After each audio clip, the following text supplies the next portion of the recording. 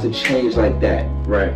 But it's the fact that you're trying to change. How I was brought up, we talk realness. You know, we talk about all the uncomfortable things that make you uncomfortable because you feel uncomfortable and you've been convicted. And when you get convicted, that shows your love for God, right? He's in a neighborhood with blessings at this point, is what I'm thinking. Why would he break a promise starting with you at all people? How is everybody doing on this blessed day? We are back at it with another episode of Uncomfortable Convos. We've been gone for a while, but what way to better start back fresh? And I have an amazing guest with me, the one and only Slim. I'm gonna let you introduce yourself, all you stand for, and everything. What's going on, y'all? My name's Slim. My real name's Darron. People could know me as Slim the Barber, as my IG name. I am a barber. Been for 4 years. I'm a licensed barber. I'm 19 years old. Yes, you know what I'm sir. saying? Straight out of Dallas, Texas. Amen. You know what I'm saying? Ready, you know what I'm saying? Ready to be on this uncomfortable conversations. Yes, sir. Yes, sir. Come on. I'm glad to have you. I'm glad. This is long overdue, by the way, as well. So, come on. What better way to have my boy? He barely fit in the frame. See, he's scrunched up on my couch and all that. But, yeah, I mean, we're just going to roll right into it. What led you to come to PV at our schools? So, boom. It really was when when I was in high school, you know, I know at the end of the senior year, I was thinking about college. My people was like, you know, do these scholarships, what college I go to. You know, everybody at my school was going to either UNT Denton or, you know, UTA or somewhere in local, you know what I'm saying, like right down the street. Yeah. But it was cool, but I didn't want to do that. I ain't gonna lie. I didn't want to see the same people in high school again because I went to a charter school, so it's little people. I see their face every day. Yeah. So actually, my dad is an alumni of class of '92. For PV? For PV. Class of '92. So he been back here since back in the day. Yeah. So he got here. He suggested this to us because he's a ROTC recruiter for TCU, and he was over there and he was recruiting for TSU, a little event they had at the Battle of the Bands, and we was at the TSU. We pulled up with him, and after the TSU, we went to PV and went for a little, you know, personal trip. Not personal trip, personal tour. Yeah. We didn't have no tour guide. He just, you know, walked us around off his memory because he'd been there for so long. Yeah. And yeah, he got there and he was like, yeah, it's PV. I was like, I'm liking PV, I ain't gonna lie, because all I knew was TCU. I thought that was the only university college that was literally there. Like, I didn't know that was the only one. I mean, I didn't know there was more in Texas. I thought that was the only one. TCU was the only one I thought, because my dad worked at TCU, so that was the first time being in a college environment. Yeah. I was a little child, so yeah, I was, and I seen PV got, you know, everybody need haircuts here, you know what I'm saying? You know what I'm saying? HBCU. Yeah. So I was like, shoot, why not? And they got a good basketball. Like D1, that's the D1. When they D1, that's the one that really hooked me for real. Because like D1, I mean, the rest of the school is competitive because they trying to get to that D1. So that's why I already knew, you know, it was gonna be good for my basketball. And I came here and then I told people I was going to PV, and then I see how many clients I was gonna potentially have. I was like, oh yeah, this is a go-to. No matter what, I'm going to PV. I ain't gonna lie, because as soon as I got here, you know, clients. But we gonna get into that. We're gonna get into that. All right. So what led you to start cutting? Was it It was I ain't gonna lie. It was really just myself. Out of nowhere, I started looking at these haircut videos. I was like, none of your people cut or nothing. None of them. Like nothing. We have nothing to do with like barbering and haircut. Like none of my past, none of my family. So I was looking at YouTube, and I like satisfying things. So when I seen haircutting, that was one of like a thing that satisfies me. Like, you know how people watch slime and, you know, pop the bubble and stuff like that. That satisfies them. When I see haircutting and like how smooth it is, how transition, certain crews, 360 G's. You know what I'm saying? How they can deflect their wrist and it just magically creates a transition. Yeah. I fell in love with that. I ain't gonna lie. I was like, oh yeah, that's something I need and something I want to do, something I want to just pursue. Yeah. I started doing self cuts. My parents asked for a pair of clippers from Amazon. My parents, I was like, I didn't even want to. I didn't even know why I was gonna get some clippers. Yeah. I just asked for some clippers on Christmas, and they gave it to me. I said, So I was like, I was watching the video so much. I was like, I might well just try it on me. Right on. Tried it on me for like a year straight. Yeah. I wasn't the best, but it was. I seen that I got something with it. You know what I'm saying? I know the steps, and I'm getting it down. Right on. So second year. I've been coming here for 4 years, so second year. My brother, he finally let me try to cut I was over the whole year. He said nah. He said no. Every time he was no, I'm not no. I was like, come on, man, let me cut you. I was like, I'm good. Yeah. Nah. And then second year, I think I cut my homeboy one time. No, he was my first client, so he said, you basically said yes. I said, all right, let me cut your hair. I cut his hair. Yeah. My mama took pictures of it, posted on Facebook, and then everybody just started like seeing that. I started wanting to cut hair, and going into third year, that's when I started getting traction. Yeah. Started cutting my homeboys, cutting, people at school. That was my sophomore year of high school. Yeah. And then the junior year, I kind of took a break from cutting. I didn't take a break, but I wasn't as serious on it. I was in rotation. I had my homeboys in rotation, like my clientele I can lean on. And third year, that was when I started playing track. And in basketball, I really kind of got serious because junior year, you kind of trying to get offers and stuff. Yeah. I didn't get I got JUCO offers, but I didn't get no really offers for it because I was at a little school. So I started, going hard on basketball because they were telling me I had something to do. I'm 6'5". I'm like, they got you got a future. I'm like, all right. I'm trying to go head on. So I put the barber to the side for a second. And fourth year, that was when I was going to senior year. Mm-hmm. And basketball was looking good, but, I just knew I needed a backup plan because, 7 people making it in the league out of the whole team. So I'm like, this is my backup plan. I love cutting hair. I ain't gonna lie. I was like, it wasn't a problem with me. It was something I can do. I don't gotta work punching no clock. I can get the money when I want. You know what I'm saying? I can build the relationship with the client right then and there. And I can cut the people. If I want to talk to them or build that connection, I can cut them right there. Most definitely. You know what I'm saying? So I just thought that was the best choice and the best route for me. Yeah. I would have did like photography or something like that, but cutting hair was automatically 100%. Like, you knew it was a constant. You knew it was a given. I knew it, man. I knew it. And I feel like we're going to get into that. So, where's your relationship with Christ over the time of you building up your clientele in high school to where you are right now, or just going back to childhood? So, it really was, it was kind of like my senior year. My senior year is when I really started to take God serious. But back then, I wouldn't. I was a preacher. Grow up in church? Yeah, I was a preacher's kid. Really? My dad's a preacher. So my mom preached on Sundays too. So I basically both my parents were preachers. Yeah. And I knew about God, and knew everything about God, but I didn't know about surrender to God. I didn't know that. I didn't know about like the sins. I didn't know no sins. I didn't know like all of that. But like my entire 17 years of living, when I was before my senior year, I was living sinful. I ain't gonna lie, I was straight sin. Yeah. I struggled with masturbation. I remember I was I had pornography. Yeah. It was because I was introduced to it like real young. Like I was real young. I remember I can remember exactly what it was. It was when we was outside of church. Yeah. And we was waiting in the car because our parents used to go up there all the time. Yeah. Just like, I guess, like do something because they ran the church. They didn't run the church, but they helped run the church. Yeah, there's like always around church. You know what I'm saying? So, my cousin, my big cousin, it was all three of us. Me, Keenan, and then I think it was Connor there too. We was all sprints in the back seat. Yeah. She pulled up, she looked it up, and pulled it up. I'm like, what is this? Yeah. She dry showing all us, like, a video. I'm like, yo, what? And I feel like right then and there, that's exactly when the door opened to that long addiction. It was, I struggled with it until like senior year.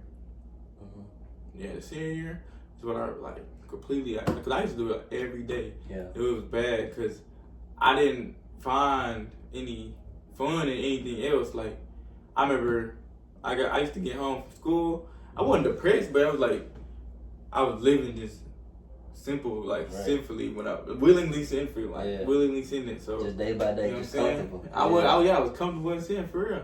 I would go home. I didn't think no problem with it. I used to go home, play the game, and I used to get mad on the game. And when I get mad on the game, I was like, I might as well just, you know what I'm saying?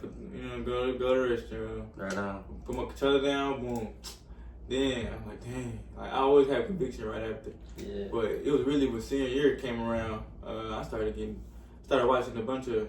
No, I didn't join anything like Jesus related. I didn't join anything like that. Yeah.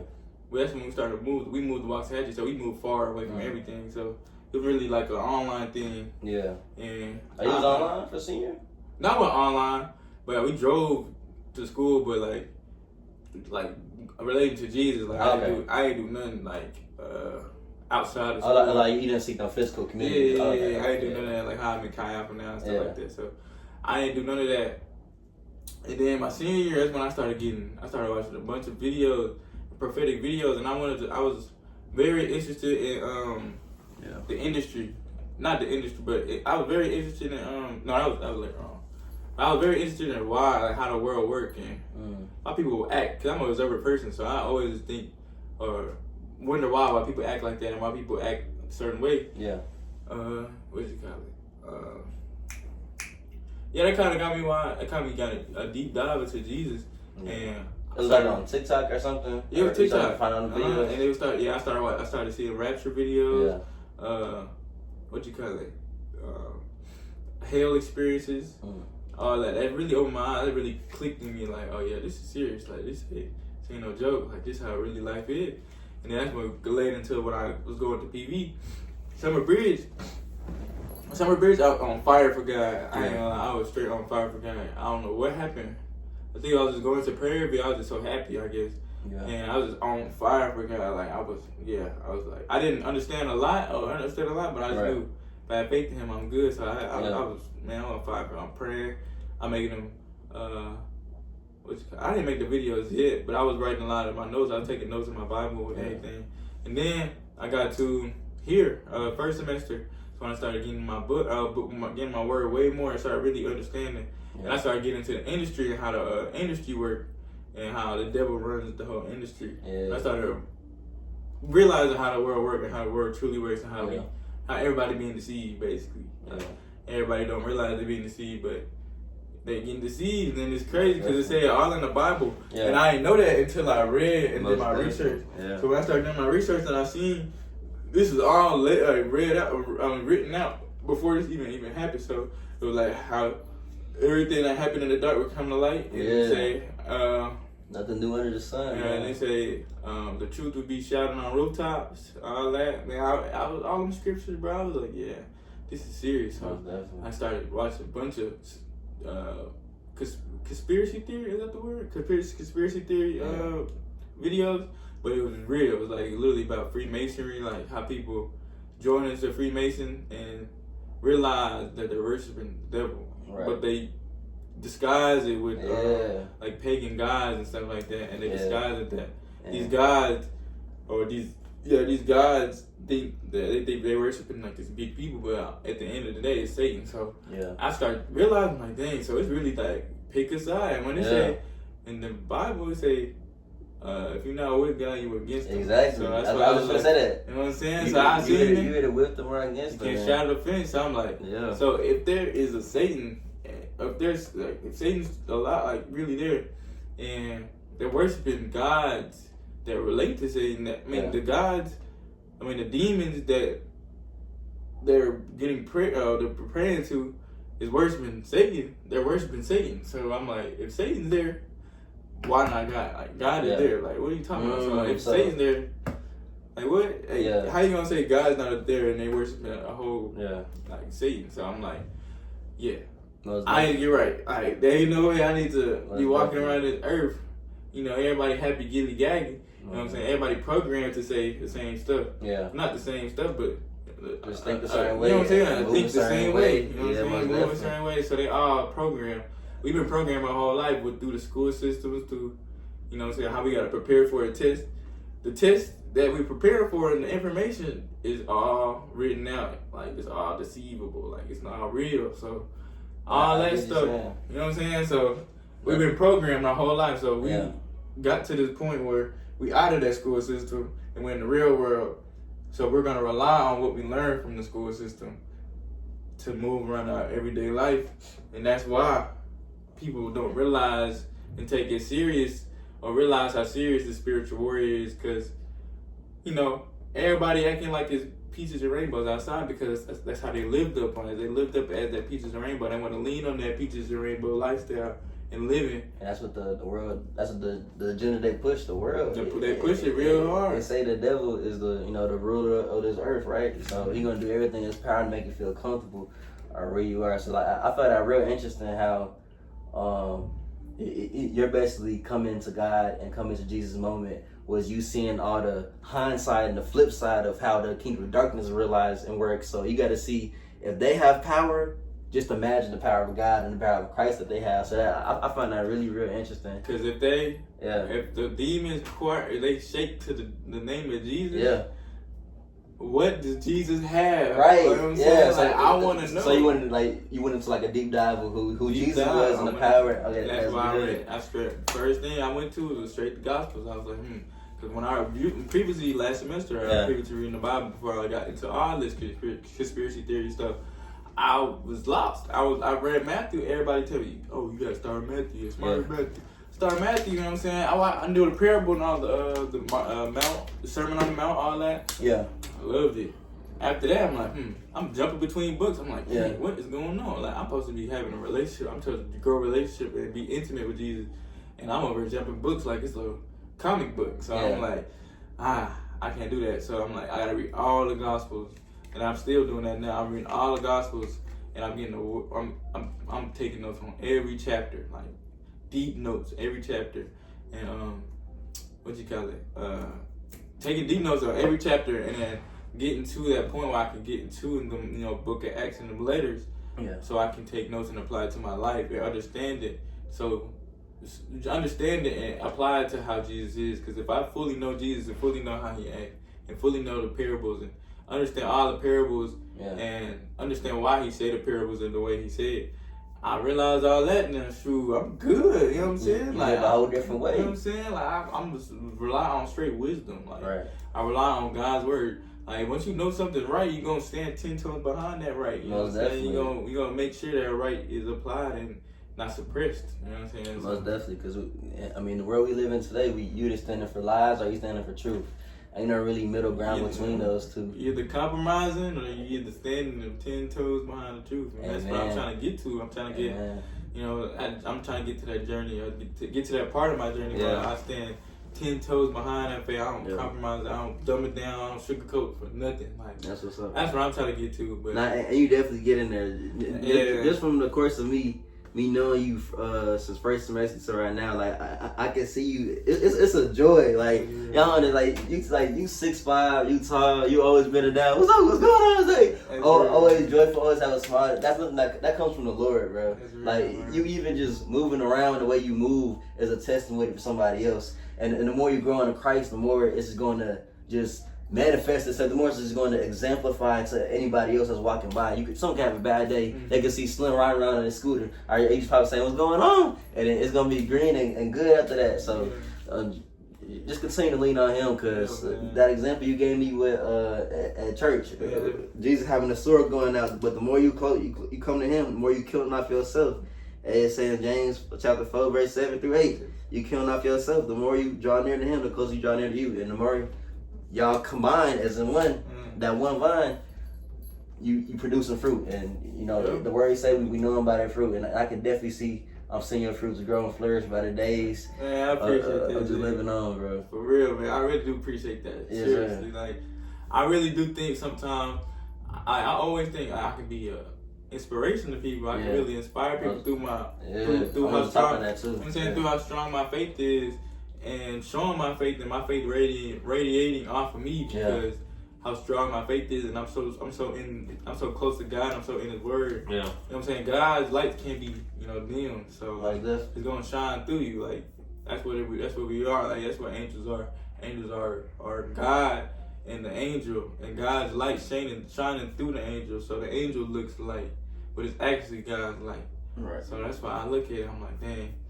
That's crazy, and I think sometimes, man, I don't never think I can inspire somebody for it, because crazy. I'm you know what I'm saying? I look at myself like, I accomplished a lot, like for sure. Like me, like God, for sure, like He accomplished, like He did a lot in my life, but I'm just not realizing that.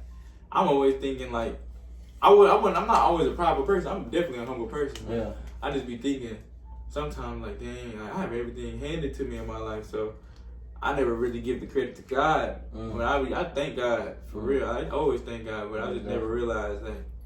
Dang, all this time it's been God, and I've been taking it. You know what I'm saying? I've been thinking I got special skills, and I got something different than this other person. But at the end of the day, it was God. So I be thinking about that. That's how I got to my barber, and I be thinking, damn, I'm really cutting this good. I'm getting this good over time. Yeah. When I'm getting more of my word, and I'm getting better. So I'm saying, like, exactly. Like everything you do be glorified to Christ. But I read this verse. Well, I've been read this verse, but it was highlighted to me probably like the end quarter of 2025. It's Psalms 103 verse 2. It says in the NLT version, "Let all that I am praise the Lord. Let all that I am praise God, and may I never forget the good things He does for me." So just over the course of your life, just looking back, like we constantly reflect back on our life as humans, but just seeing from what He did from freshman year's age, sophomore year's age to here right now is nothing but God. Even through the times where I was injured or I wasn't capable of doing the things that I fully wanted to do, and I was limited in myself, it was nothing but God who had His hand over me and was walking alongside me and everything. Even with you, from you getting better at barbering, from you having setbacks, from you not going to the league like everybody hoped you would. This has been nothing but God being there with you, and we must always look back and give credit to Him, no matter how quote unquote bad it was. But you know, it says this is the day the Lord has made. If the Lord makes a day, how could that day be bad? The worst is never the worst, and there's always room for improvement. And like I said, I seen the improvement, and it's still going. But yes, sir. I mean, it's all love at the end of the day. How do you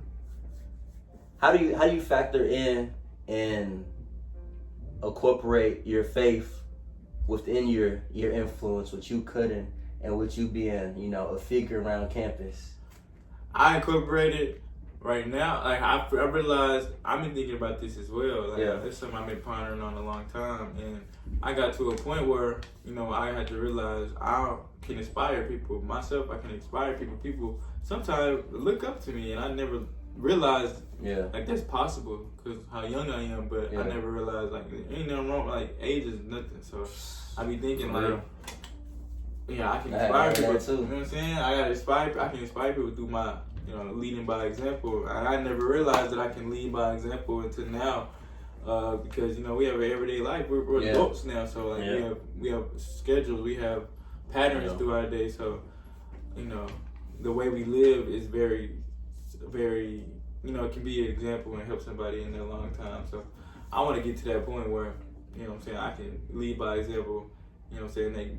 They look at me like not a perfect Christian, but you know they want to look at me like, oh man, I want to get his faith one day and stuff like that. I want to get my faith as strong as him one day. Most you know what I'm saying? So because at the end of the day, it all starts with us. You hear all these different skewed perceptions or what it means to be a Christian or a follower of Christ, because us as quote unquote Christians aren't living that lifestyle. We're not actually submitting to Him in all our ways. It'll be most of our ways and all these different things, but even then people think we have to be perfect. That's not what it is, and people find any different things. So by default, some people just find something just to not conform or not give in to what we automatically serve.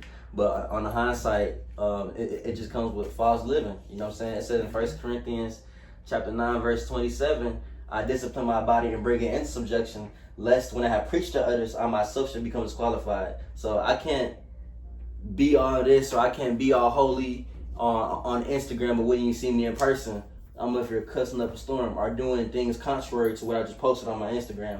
You feel me? So it all starts with just living as an example. Because once you live an example, that's when you could be, you know, a vessel and just share your testimony to others and to share the goodness of Him through that by living by example. Not to say that you can't do that. Why not living by example? But it holds credibility. I'm not finna.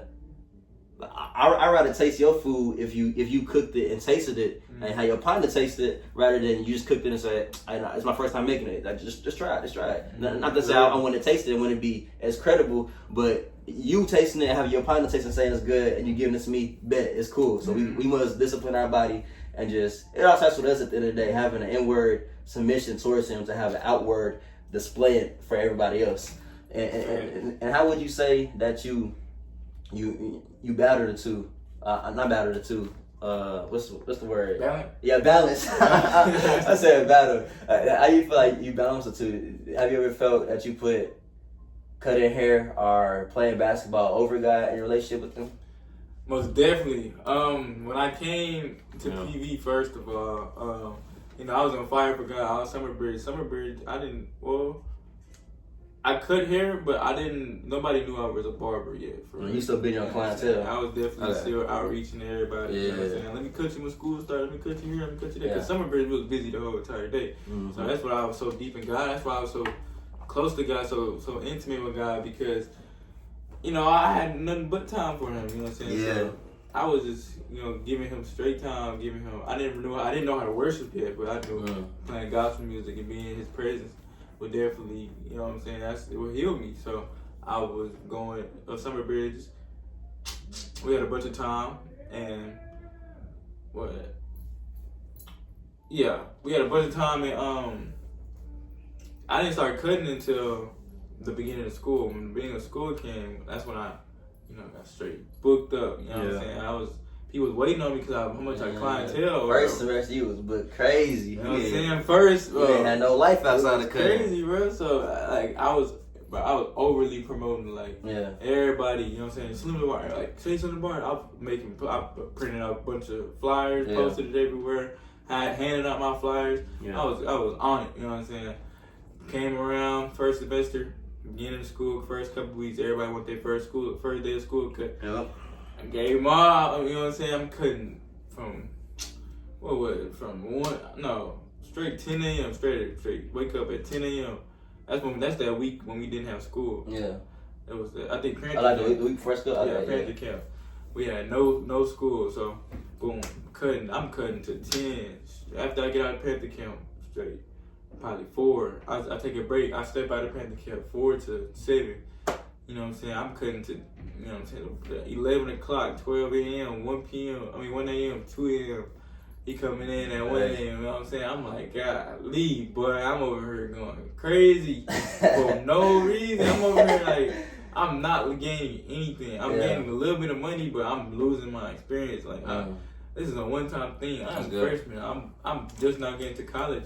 Yeah. And I love barbering. I love, you know what I'm saying, getting into all get cutting and stuff, but gaining clientele, I'm all about that. But when it gets to getting in my way of my happiness and the things I can, the things I'm missing out on. So you know what I'm saying, that was a big struggle. I was like, no, I can't do that. So I started putting that right over God. You know what I'm saying? Yeah. I started putting basketball. I didn't hoop as much in the first semester. I didn't go to the rec probably at all. Yeah. And at the end of the semester, I started going to the rec because I started getting to the gym. I wasn't working out or nothing. I wasn't active at all. Yeah. I was just cutting hair, literally, that's literally all I did. I didn't step outside. Only time I stepped outside, probably when it was 10 and everybody back in their dorm was chilling. I missed every MSC day. I didn't go to the MSC, boy. It was bad, man. And then this semester, I got into, I started, you know what I'm saying, after break, I got close to God. I went to SALT with Chi Alpha. And tell them about that. SALT with Chi Alpha, it was real nice, man. It was a conference in Dallas, Texas, Dallas downtown, where it's a 3-day conference where you go into New Year's with Jesus. So it's a whole conference of it's 3 worship sessions. It's a worship session. Every day, it was 3 days. It was a worship session every day. What happened after that? It was a word right after, and then right after the word, we broke out into late night festivities. Yeah, festivities. And then, so you say that was the switch that made you prioritize the word of God more than different things? 100%. Because I looked at when I went to SALT, it was quite literally no one that didn't believe in Jesus there. Everybody was. So it's just community of believers. You know what I'm saying? It was straight, but I'm saying the assembly of saints. Man, what? I was atmosphere was crazy, man. I was in there, bro. I was like, bro, what? And the worshiping, that was a worshiping I never felt before. That was the first time I actually realized how to worship and how everybody was, you know what I'm saying, just thinking about, everybody was on fire, everybody was dancing, everybody was jumping up and down, everybody was praising. I was like, wow, this is really how you worship. I didn't know that. I didn't know how to worship at all. I just thought you just sit in his presence and then work up. And then you gotta realize worshiping is that's a daily thing. Yeah. We're called to live as a holy sacrifice. I believe it's somewhere in Romans 12. Yeah, I believe like the first couple of verses. All right, it's just somewhere in Romans 12 where it talks about just living as a holy sacrifice. Like that's the ultimate form of worship. So just that goes back to just leading by example and just living through what he said, living through his promises, living through what the word says, and not living contrary to it is what it means to be a holy sacrifice and truly worshiping your body for God. So it's more than just being in a moment of just. That's definitely a form of worship for sure and beneficial, but just living as a living sacrifice is holy. Yeah, Romans 12 verse 1. Therefore, brothers and sisters, in the view of the mercies of God, I urge you to present your bodies as a living sacrifice, holy and pleasing to God. This is your true worship. So yeah, True worship. Your true worship is just a daily devotion, every day living as a holy sacrifice, putting God before the world. So my bad to cut you off. That's real. That's what I'm trying to get to. Yes, that's why I can't wait to get to Romans and Acts and all them other books. Yeah. So I can apply those things in my life and realize how I can really, take these verses into a really literal context and literally apply this to my life. Be a holy sacrifice, be daily devotion. You know what I'm saying? Like things of that, so it can remind me. I'm God's son. I'm God. So I'm saying like. I want to be with God. I want to be right next to Him. I want to be close to Him as possible. So, yeah, that's pretty much. And I started putting barbering. Started putting basketball right over him. Started putting exercising right over him. I didn't make any time for him, but as soon as it hit 11 a.m., I'm in the gym. You know what I'm saying? I'm not late at all. I'm right on time. I'm right there in the gym. Lifted, and then. Basketball too. I started, I got back when I went last semester when I first time went to the rec. That's my first time ever being in the rec. Because Keenan told me to go bring his ball to the gym. And I bring the ball to him. I handed it off. I'm like, hold on, I ain't never been here. And I didn't know it was like that. That was the first time I seen it was like that. So I got in there. I started. I didn't say you really messed up on everything freshman year. First semester, I didn't know about nothing, bro. That's crazy. All I knew, I hardly was paying attention to class too. So I really wasn't even living no college life. I was just here, cutting hair. I was really a barber. That's crazy. So that's why everybody know me as a barber now. Cause I was going hard. I tell you. You know what I'm saying? So I started putting that over God, and then I realized I think it was 2 weeks ago. I was like, man, I gotta sit down and really think. My life when we had that conversation. My life was getting real chaotic, bro. I was like, bro, I'm over here. You know what I'm saying? I'm trying to juggle these. I'm trying to book appointments, and everybody need a haircut. Everybody needs this time. You know what I'm saying? You're not available for this time. You gotta do this time.